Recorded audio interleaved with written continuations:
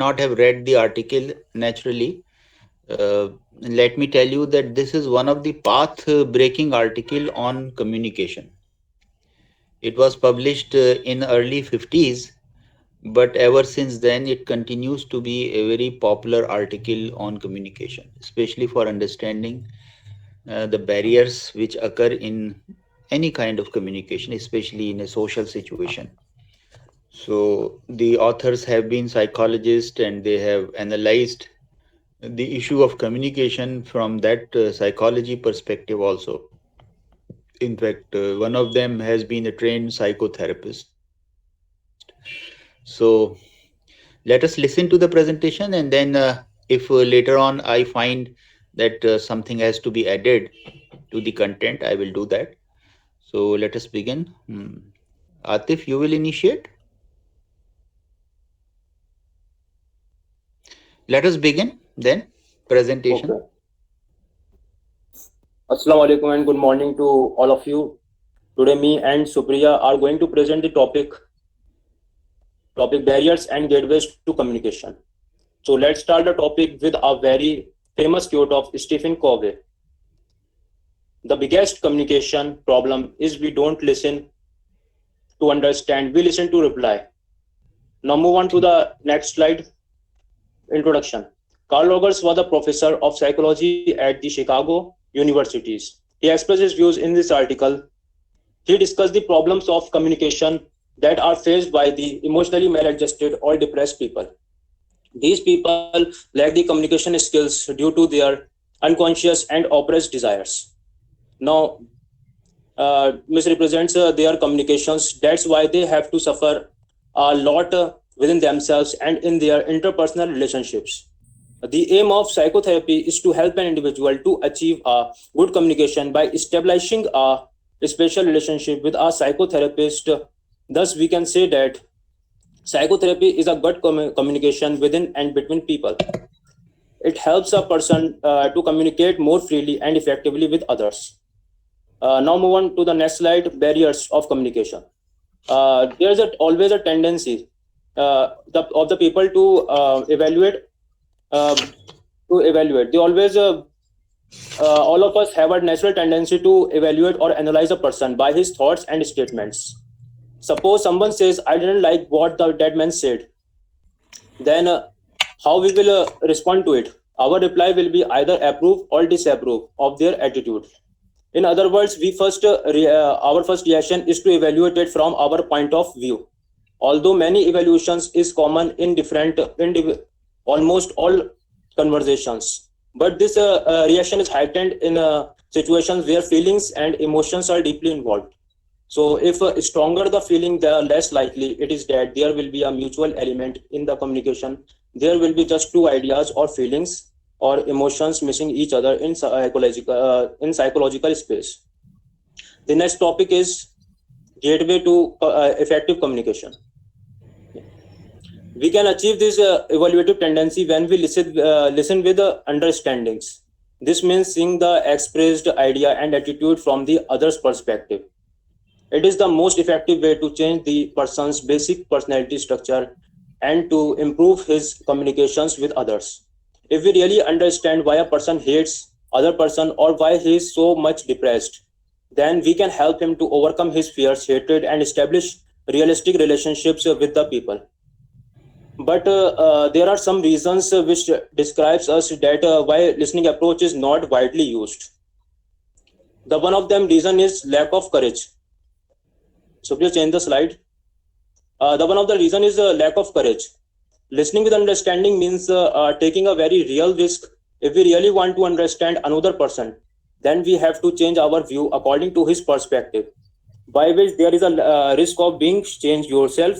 It might influence our personality too.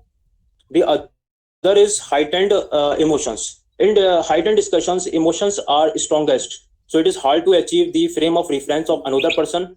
That's why good listening is required if a good communication is to be established. There's a one solution.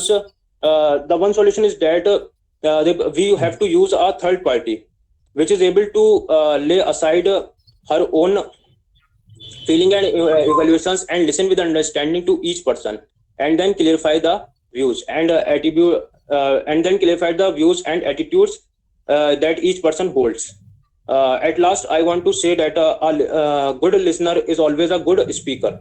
Now, I request Sophia to present the further topic. That's all from my side. Thank you.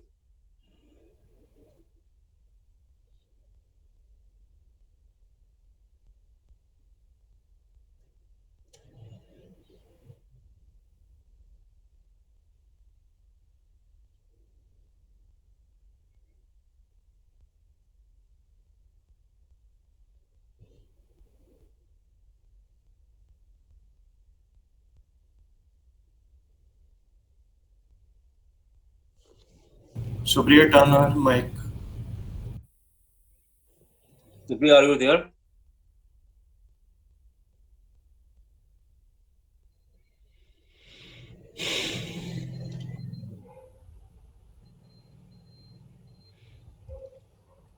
What happened?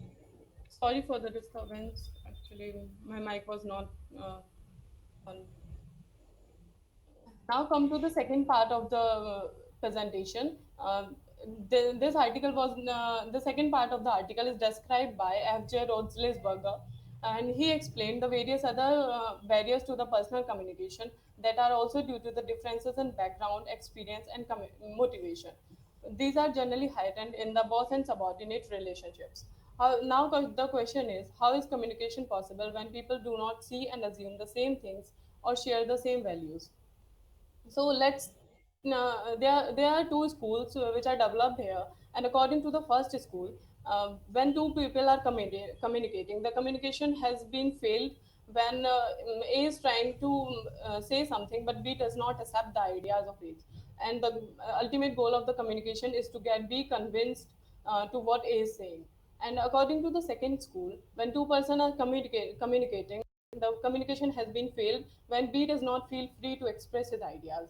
And the goal of communication is to accept and express the differences. The communication can only be successful when two people are willing to express their views of references. Now, take an example of boss and subordinate conversation. Here, the Bill, an employee, is in his boss office. His boss says, "I think, Bill, that this is the best way to do your job." Bill says, "Oh, ye," and stops saying further. And then, according to the first school, this reply is a sign of poor communication. Here, it seems like Bill does not know what is the best way to do the work. And according to the second school, Bill's reply is a sign of neither good nor bad communication. It is indeterminate. Here, it is up to the boss to take this opportunity to know what is Bill's point of view in this regard. Uh, let's take this example in the two instances, where in the first instance boss is Smith, he's from first school, and in the second instance the boss is Jones, he's from second school. Then Smith understands that Bill understand what he's saying. Bill accepted what he's saying, but he didn't. So he starts explaining his point of view about what is the best way of working and how to do it. But after some time, Bill is like he's not still convinced with Smith's ideas. Then Smith draws two conclusions from this. Either he is not clear enough in explaining, or Bill is too dumb to understand. Obviously, he will evaluate Bill on the basis of like he is too dumb to understand, or he's uncooperative. He evaluate Bill according to his own views, according to his own values and trends. So unfortunately, Beer will hear this more than Smith's good intention of explaining and explaining what is the way of working. And in John's case, she does not assume what Bill's mean here.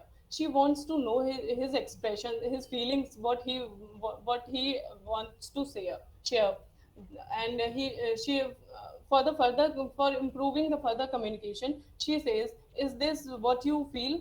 Then Bill feels like he has been given a chance to express his feelings, and he feels and he starts explaining.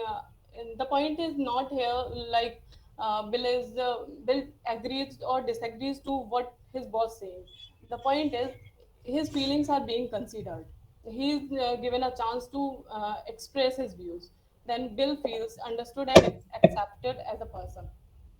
There are some takeaways. Here, Smith represents a very common pattern of misunderstanding. It is not because he is not clear enough in explaining. It is because of the misevaluations that took place in the conversation between Smith and Bill. And John's method signifies emotional and intellectual achievements. She gives a chance to express Bill's feelings. Uh, Bill sees Jones as a source of help in turn and becomes more cooperative. Obviously, in the first case of Smith and Bill, he himself feels like he is uncooperative because the situation arises is Bill does not given a chance to express his feelings. Students are trained to be logical and clear, but no one helps them learn to listen skillfully. As a result, our education world contains too many Smiths and too few Jones. Effective communication includes essentially teaching how to listen effectively. This is the most important aspect of this article. Now come to the conclusion. The biggest block between two people is their inability to listen to each other intelligently, understandingly, and skillfully. The deficiency in the modern world is widespread and appalling. We need to make greater efforts to educate people in effective communication, which means essentially teaching people how to listen. Uh, Thank you, everyone. Thank you, sir, for giving us a chance to represent on this topic. Okay, thank you, Atif and Supriya. Um, can we listen to the other presentation also, and then I will give my feedback on all the four speakers. Okay. Okay, sir.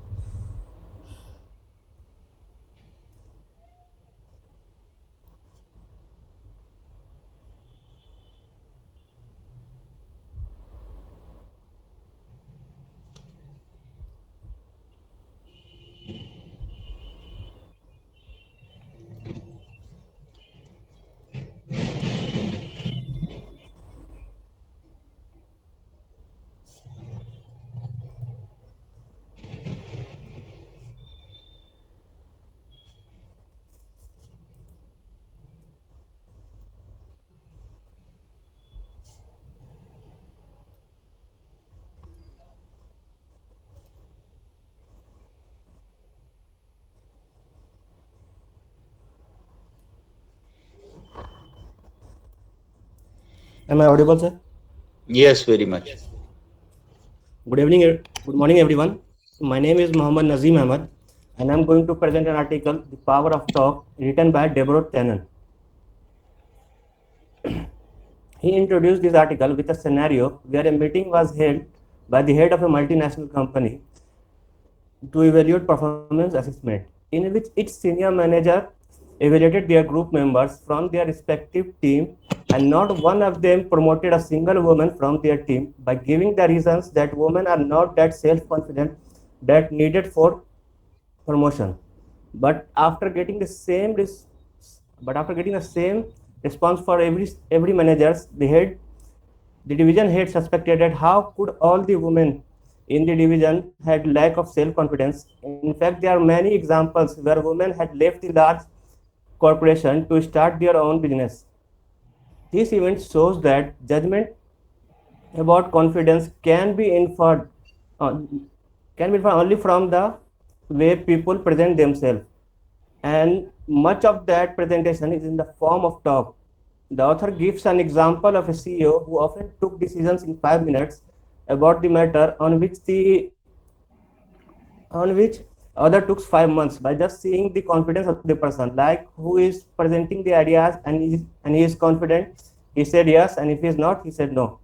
Communication isn't as simple as what we mean. How we say what we mean is very crucial, and it differs from one person to the next, and as how we talk and listen are deeply influenced by the cultural experience. Now coming to the second slide, what is linguistic style? Everything that is said must be said in a certain way in a certain tone of voice, in a certain rate of speed, with a certain rate of loudness, with a, of, with a certain degree of loudness, and often we consciously consider what to say before speaking, but we rarely think about how to say it unless situation is obviously loaded. For example, in an interview. Linguistic style is a set of culturally learned signals by which we not only communicate but what we mean, but also interpret others' meanings and evaluate one another person. Then come to the next slides. How cultural factors such as country or region of origin and ethnic background affect a conversation. Consider turn taking one element of linguistic style. One person speaks, then the other responds. This apparently simple exchange requires a subtle negotiations of signals so that you know when the other person is finished and it's your turn to begin. How long a pause seems natural. Let's illustrate this with an example. A conversation between two colleagues, Bob, who is from Detroit, and Joe, who is from New York City. The people of Detroit took slightly longer pause than the people of the New York City, where then both engaged in a conversation. It's very hard for Bob. So when both engaged in a conversation, it's hard for Bob to get a word in edgewise. A pause of that length never comes because before it has a chance to, Josh senses in an uncomfortable space which he filled with their own of with more talk of his own.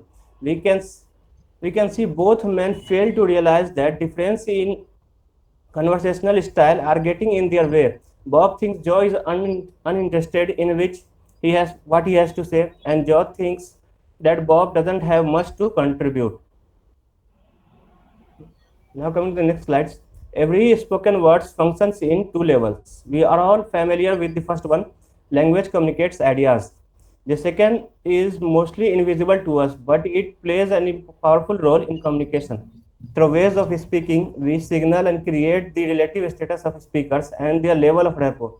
For example, if you say sit down, you are signaling that you have a higher status for the person than the person you are addressing, or that you are so close to that person that you drop all the pleasantries, or you are angry. And if you said, I would be glad if you sit down, you are signaling great respect or great sarcasm depending on the your tone of voice. And if you say you must be tired, why don't you sit down, you are signaling either closeness and concern or superiority. As we can see, each of these ways of saying sit down, the same things can have vastly or different meanings. Coming to the next slide, different genders, different ways of speaking. The research of a sociologist, anthropologist, and psychologist observing American children at play has shown that although both girls and boys find ways of creating rapport and negotiating status, girls tend to learn conversational rituals that focus on the rapport dimension of relationships, whereas boys tend to learn rituals that focus on the status dimension. Girls tends to play with girls tends to play with a small group or a best friend, and they spend lots of time talking. They negotiate. they they use language to negotiate how close they are. For example, the girl you tell your secrets to becomes your best friend. A group of girls will ostracize a girl who calls attention to her own superiority and criticize for her by saying she thinks she is something or bossy. Thus, girl talks in a ways that balance their own needs with their sense with those of others. But boys tend to play very differently. They usually play in large group of boys, and not everyone is treated as an equal. Boys generally don't accuse one another of being bossy because boys learn to use language to negotiate their status in the group of by displaying their abilities and knowledge, and by challenging others and resisting challenges, giving orders in a way of getting and keeping high status. Another Another way is taking center stage by telling stories or jokes.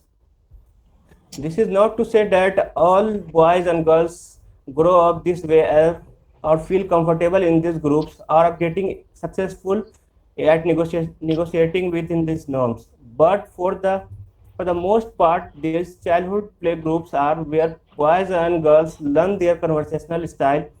The result is that women and men tend to have different habitual ways of saying what they mean, and conversation between them can be like cross cultured communication. Then coming to the next slide, how the lesson learned in childhood carry over into the workplace. Another author research in companies across the United States shows that the lesson learned in childhood carry over into the workplace. He illustrated this with an example. In a multinational company, a meeting was held to evaluate a recently implemented policy. The participants sat in a circle and discussed the new system and agreed to ways to improve it. The meeting went well, but the next day, author was in for a surprise when he started noting down his experience from the meeting. That how Phil picked up Cheryl's points and supported them, speaking greater length in doing so than she had in raising them. Like he came up with these ideas, but actually it was Cheryl's ideas, but she had no problem with it. And in fact, she said she had contributed significantly and appreciated Phil's support. Cheryl's and Phil's worked well as a team, and company got what it needed. Then what was the problem? Who got the credit? The author came back and asked all the participants who they thought had been the most influential group member or one most responsible for the ideas that had been adopted. The pattern of answer was revealing, as two other women in the group named Cheryl and two of the three men named Phil. Of the men, only Phil named Cheryl. Meeting like this take place daily in companies, unless managers are unusually good at listening closely to how people say what they mean. The talents of someone like Cheryl may be undervalued or underutilized. Now coming to the next slides, one up and one down. Individual speakers vary in how sensitive they are to the social dynamics of language. Men tend to be sensitive to the power dynamics of interaction, speaking in ways that position themselves as one up and resisting being put in one down position by others. While women tend to react more strongly to the rapport dynamics, speaking in ways that save face for others and buffering statement that could seen as putting others in one down position. The linguistic patterns are pervasive, as in case of Cheryl and Phil, they affect who gets heard and who gets credit. Coming to the next slide, getting credit. Even so, a small linguistic strategy as the choice of pronoun can be affected who gets the credit. Author mentions one of his research in the workplace that he heard men say I in situation where he heard women say we. For example, in one publishing company, company executive said, I am hiring the manager. I am going to put him in charge as he owns the corporation. In contrast, women say we of when referring to the work they done had alone. One woman explained that if I would say I would sound if I would say I did this, it sounds too self promoting to claim.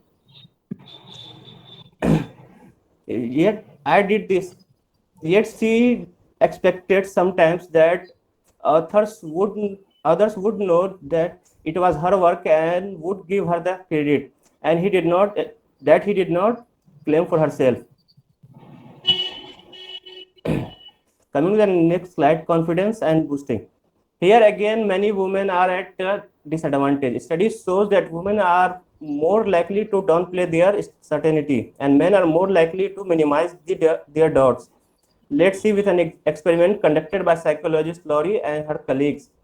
They asked hundreds of students to predict what grades they would get in their first year. Some were asked to make their prediction privately by writing them down, and others were asked to make their prediction publicly. The results showed that more women than men predicted low grades for themselves if they made their prediction publicly. If they made their prediction privately, the prediction was the same as the man or as the same as the actual grade they got.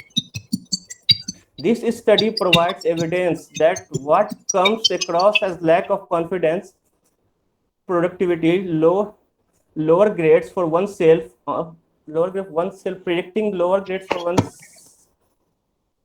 only reflect that one's actual level of confidence, but desire not to seem boastful. These habits, with regard to appearing humble as confident results of from the socialization of boys and girls by their peer in childhood play. As adults, both women and men find their behavior reinforced by their positive responses they get from friends and families who share the same norms. Then asking question. Although asking the right question is one of the hallmarks of a good manager, how and when questions are asked can send unintended signals about competence and power. In a group, if only one person asks question, he or she risks being seen as the only ignorant one.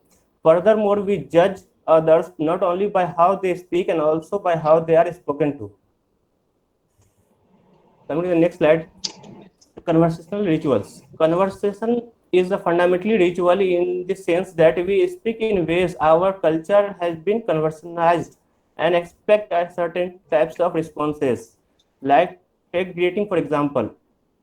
Americans they ask how are you to start a conversation rather than a literal request for information. And like Philippine peoples ask each other where are you going to start a conversation. Our differing rituals can be even more problematic when we think we are all speaking the same language. Thank you. That's all from my side. Unfortunately, my group member is suffering from typhoid, so he is not able to contribute his part. Thank you, everyone.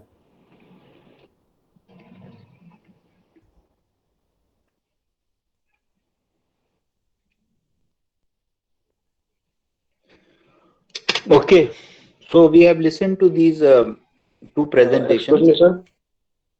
Yes. Sir, actually, my mic was not working. My name is Mohammad Aman Khan, MBIB 01. You were supposed to make presentation, Aman? Yes, sir. I presented, but my unfortunately my mic was not working. That's why I have to log in from my brother's phone.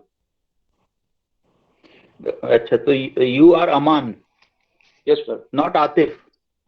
Yes, sir. Okay, okay. And Aman, what is your roll number? The incident. Sir, it's 20 MBIB 01.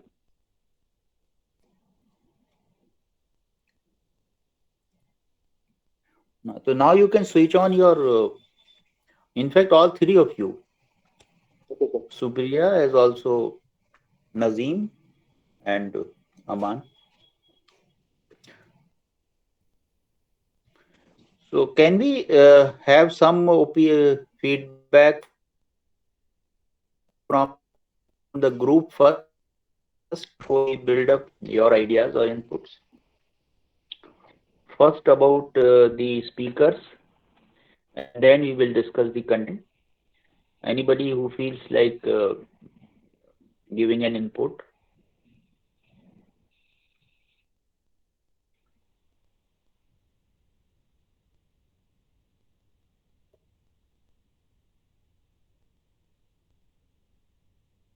Sir, sir, I found that the on the plus point, they all were very confident while delivering.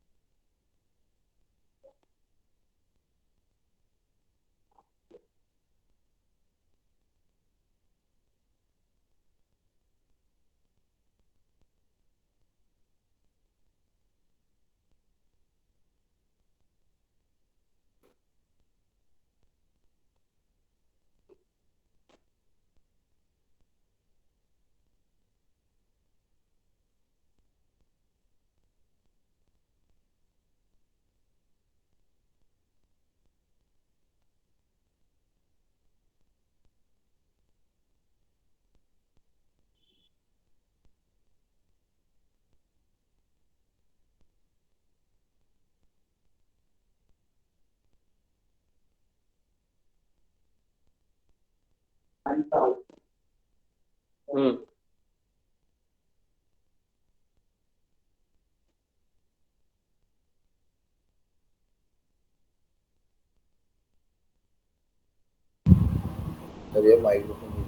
Hello. Yes, somebody was making an observation. Yes, sir. Good morning, sir. Sir, as I was saying that on the plus side, I found it all of them were very confident while delivering. Hmm. But one issue I noticed was that of pronunciation of few words. Okay, very good. They should make better pronunciation. Can you be more specific? Like Example, one, an example. for example, Nazim said one ignored. There is a word ignored. I think he mispronounced it somewhere. Okay. Aman, you also, like for example, you said another. Another. So some words, if you just tape record your conversation, now this option is very easy. So you Okay, sir. can listen to your own conversation, and Nidal has made a very good point that sometimes our pronunciation does make a difference. And I agree with Nidal on this also that all three of them were very confident while making the presentation, which was the plus side. But what I felt was that they could be slightly more cheerful while making the presentation. So, especially Aman, you appear very grim faced. Okay, sir. So, try to bring more smile on your face. It should appear as if you are there to make an impact on the group, है ना? ऐसा ना लगे कि कोई बहुत बड़ा बोझ आपके कंधों पे डाल दिया गया है और now you are trying to lift that weight, isn't it? So otherwise, your presentation, your preparation, the way you communicated the ideas, that was very good. The slides were also good. Okay, thank you, sir. Hmm.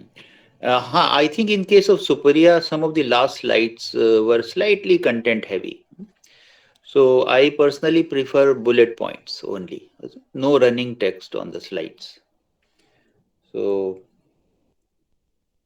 yes, apart from Nidal, if there are some more observations, then we will move on to the content of the article. Atif, if I were to ask you, what do you think is the core idea, if you can state it in 30 seconds without support of any PowerPoint, any, what do you think is the core idea? What are the barriers? Sir, mainly the barriers are we only evaluate when someone says that, yeah, I don't like that person. We evaluate from our perspective Hmm. that what's happened to that. We don't understand why he said this. So we Hmm. should always listen with understanding and then evaluate a Very person good. according to his point of view. I think, yes, Atif has said it very right.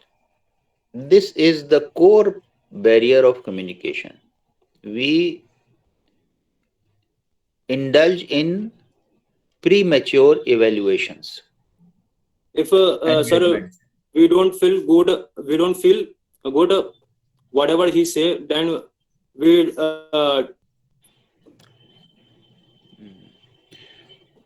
So, and why this happens, we have grown in a particular way. For example, suppose in a country like India, for example, we okay, make sir. judgments about social groups. For example, we may say, okay, people of Bihar are like that, isn't it? Or people of Kashmir are like that. So we have already made a judgment.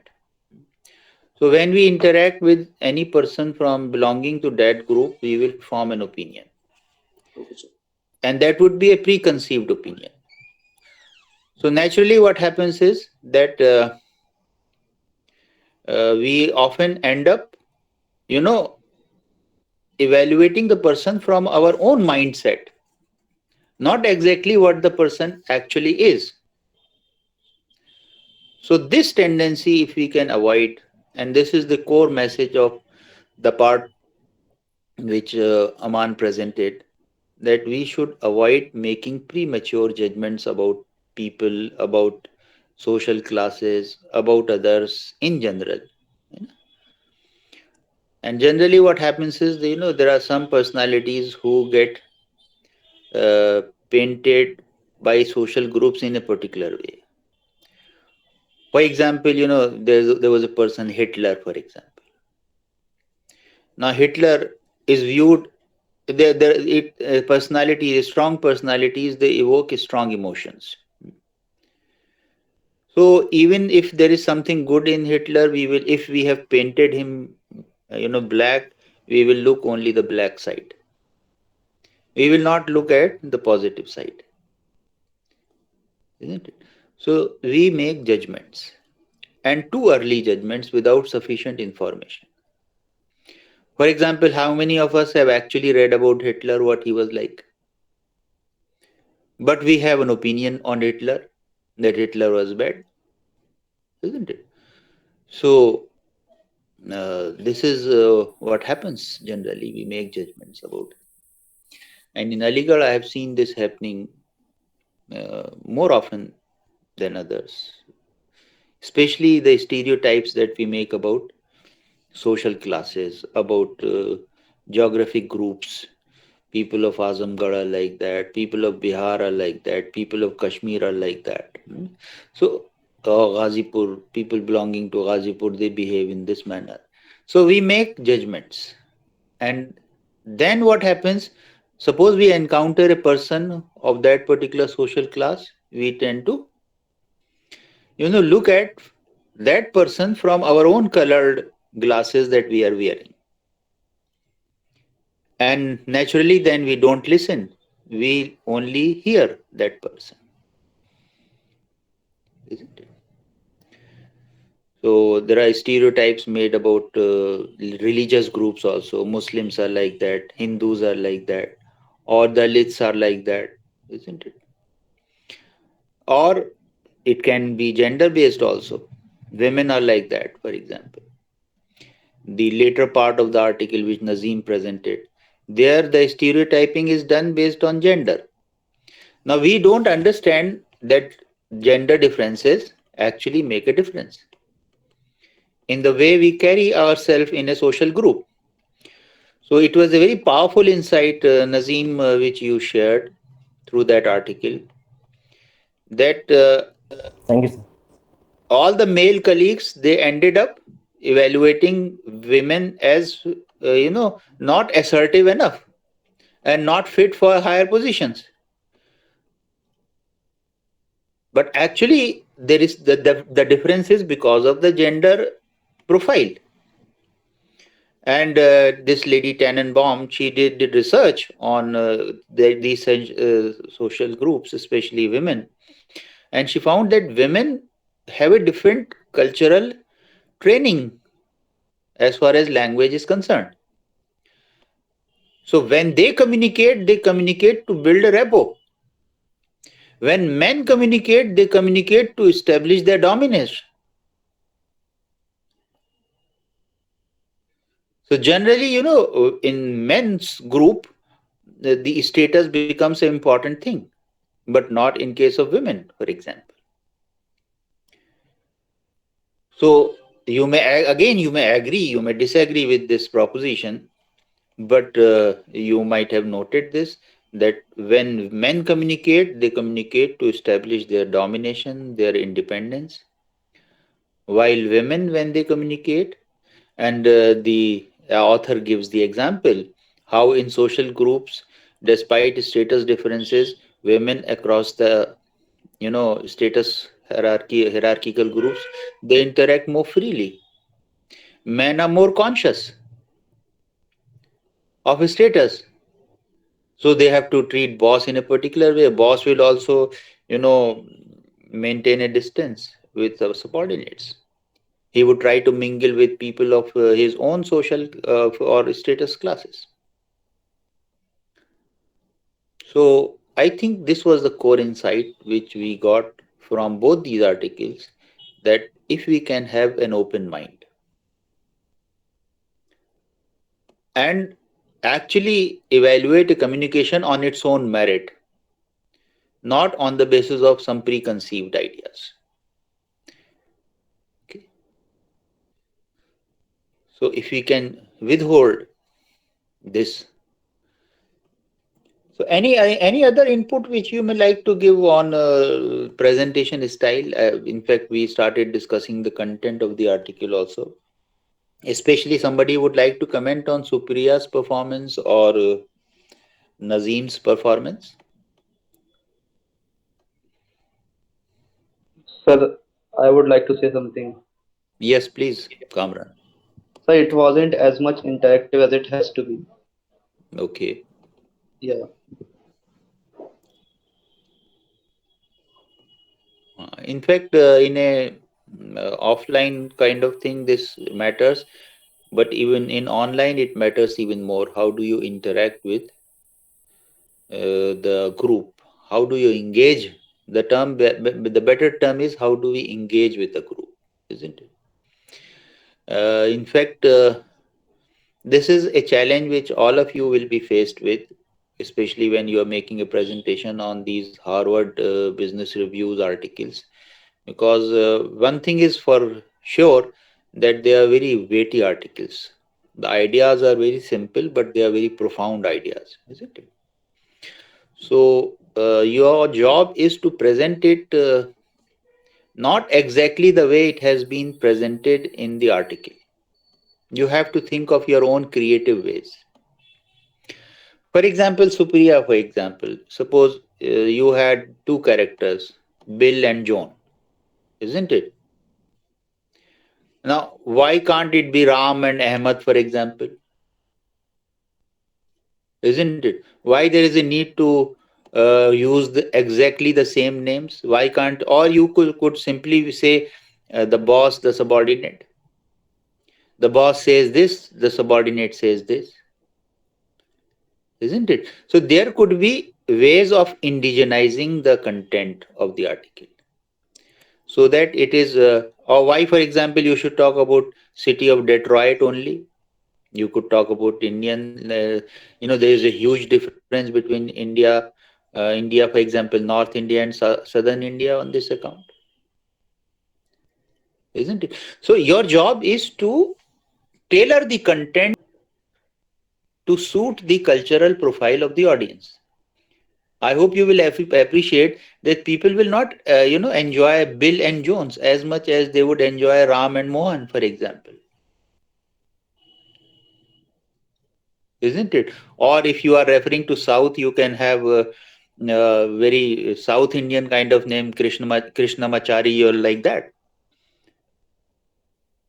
People from North India, you can have Tiwari ji, for example, interacting with Krishnamachari. So you have to use your judgment to indigenize the examples, the content. Don't lose the spirit of the content. Naturally, you have to remain true to the content. Isn't it? So I think this is what the point, Kamran, you were making, more interactive. Yes, sir, exactly. Okay. So engage with the audience. I know it will not you happen in the first presentation, but you know the journey in which direction you have to travel.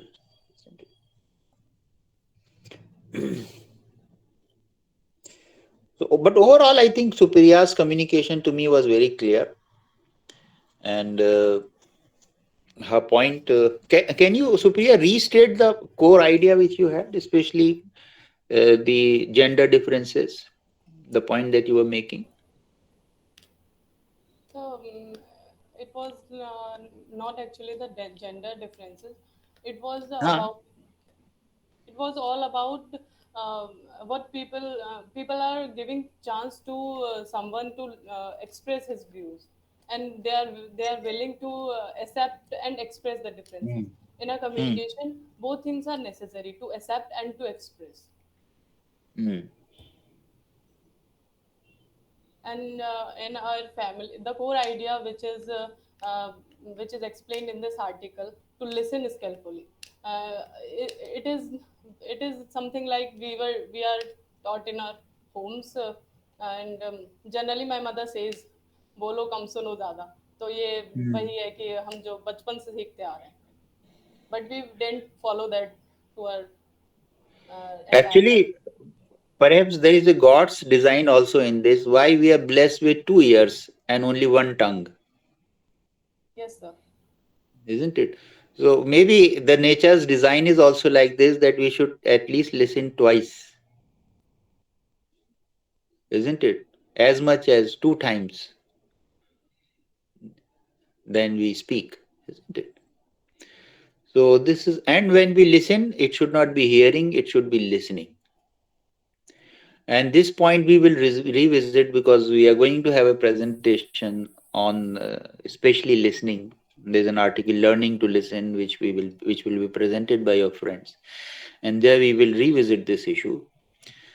So I think, let me conclude because now the time is coming to an end. But uh, in fact, this article, as I said, was published way back in 1950s, and it was reprinted. In fact, it became a classic. And when an article gets sold a particular number of copies, HBR puts it in the category of a classic article, and then it is reprinted. Now, in this case, this article was reprinted, and then one of the original author was alive then, and the HBR group requested him to rewrite a kind of retrospective summary of that article. How ideas have evolved, and I read that retrospective commentary on that article by the original author, and he concluded on a very powerful note. And he said, as managers, we are training people to make judgments. Is it not so? Actually, we make judgments about people. We make judgments about situations. And based on that, we act. So, are we suggesting that we should not make judgments? For example, suppose I am evaluating you. I am making a judgment. I will be awarding marks based on my judgments. So, should I stop doing it? When I sit on a copy and I read it, I'm making a judgment how good the person is.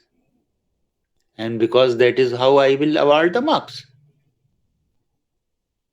So, are we suggesting that we should stop doing this?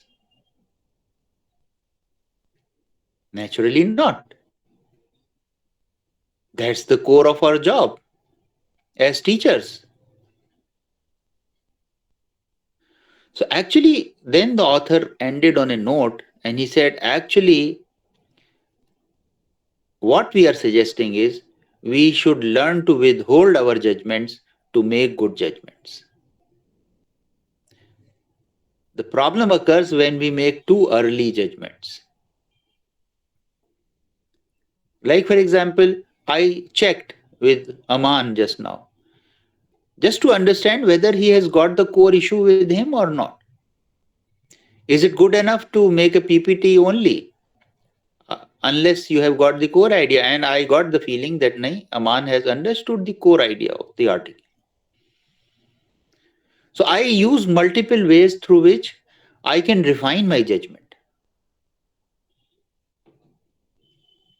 If Supriya utters a word and Nazim makes a statement or mispronounces a word and I say he's no good, is it a good judgment? So what I'm doing, just on the basis of one characteristic, that he was not able to pronounce one word correctly, I am painting him black. Is it good?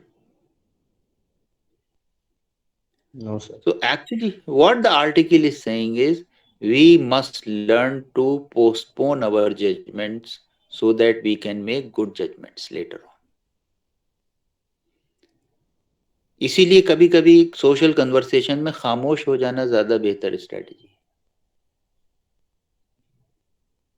क्योंकि आप पूरे उस communication को eight piece of mind फिर से evaluate कर सकते हैं, रिविजिट कर सकते हैं, सोचें कि हाँ भाई ऐसा हुआ तो क्यों हुआ, कहीं मेरी पार्ट पे तो कोई गलती नहीं थी। अगर एक सिचुएशन एग्रीवेट हुई तो what was my contribution to that.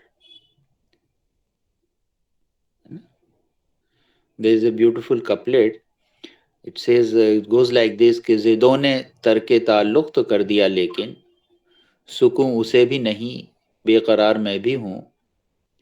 ज़बान कहती है सारा कसूर उसका था, ज़मीर कहता है कुछ जिम्मेदार मैं भी हूँ। Isn't it? So we make judgments about our own self at a later stage. So life is all about making those qualitative judgments about others. And professional life is no different. There also we are making judgments, isn't it? So don't get into that trap. This is the core message of these two articles. And understand the differences people have. And it is then good to accept those differences as natural. Though, so the ultimate test of a maturity is when you say, yes, we disagree, but we are friends.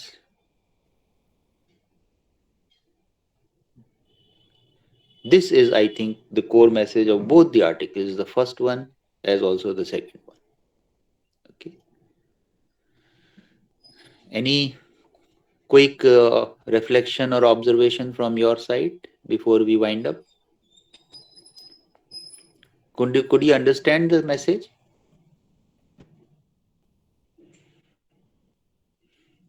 Some quick comments from Supriya and Nazim and Aman, especially what they would like when we make the presentation. What were their key learnings, key takeaways? We begin with Supriya. So from the article, From the article and about your own performance, I think that is more important. What else you can do to improve your performance? so as you said, I made slides heavier, and I should make some points and explain them by myself. So this is one thing I should remember from next time. And indigenize the examples. Yes, sir. Okay. Use some creativity. Okay, sir. Yes, Aman. Sir,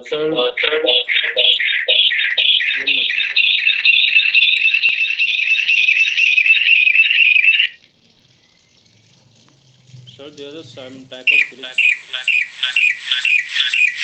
Man, Aman, I think you can write it on the chat box. There is some problem at your end. One minute, sir. Sir, as you said, we should relate the examples to our cultures and to our lives, and to present everything in a confident manner. Your confidence level was good. No problem with that. Yes, uh, some creativity in modifying the content. Okay. Yes, Aman. Sir, from my way, we should listen to many, but we should listen to every person to make out the best decision. Very good. Very good. And about your presentations, what else you would like to do next? Which aspects you would like to take care of? Yes, sir. Areas of improvement for presentation. Sir, Your own it should be, presentation. sir, my pronunciation should be good from the next time. Okay. And sir, I have to be confident and give good. I should give good expressions. That's all, sir. More cheerful, smiling face. Yes, sir. लगे कि आप बहुत खुशी से ये presentation दे रहे हैं, ऐसा ना हो कि किसी ने बांध के बिठा दिया है कि अब करना ही है। Sir, Okay. Yes. sir, Google Meet may end up abruptly because it's the time of 60 minutes. Okay, thank you very much. I think we have finished, Lalit. Okay. Well. Thank you, sir.